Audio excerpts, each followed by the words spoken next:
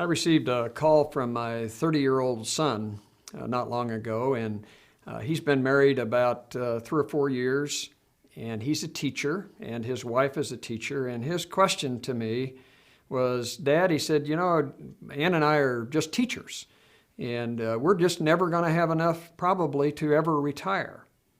And so I said, well, Tim, tell me a little bit about your financial situation. And what he said to me was they have never, ever used credit card debt. They didn't have any car loans. They had a home mortgage, and they had a savings account. And their savings account was, it was some 10, 20, 30,000. I don't remember the exact amount. And the reason they had a savings account, I think, is significant. And that is that when they both worked, they saved one of the salaries. So they wanted to save one of the salaries prior to having children. And so they had some money in savings. Quite frankly, for a 30-year-old couple, they were in phenomenal financial shape. And then he shared with me that they were contributing to their 403B plan the maximum amount, and that was another $4,000 or $5,000 a year. So they were not spending everything that was coming in, and they were saving for the future. And I said to him, I said, Tim, do you realize that if you continue to save $1,000 or $2,000 or $3,000 a year, what that's going to grow to over the next 35 or 40 years when you plan on retiring?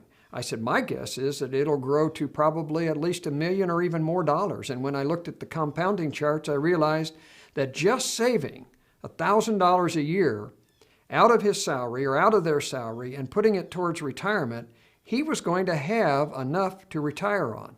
And the reason for that was that he had chosen a lifestyle that was relatively small compared to what the world said that he could have afforded.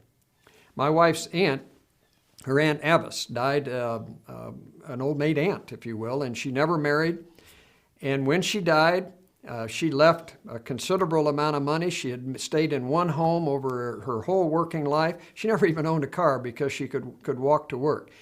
The reason she had enough for retirement was that she hadn't spent it on consumptive items early on. So whether or not you have enough for retirement is really not a function of your income as much as it is a function of the expenses. If you can live within your income, and if you can avoid spending today consumptively, then you are going to have probably enough for retirement. And I'm just going to encourage you to start with a spending plan that keeps your spending less than your income.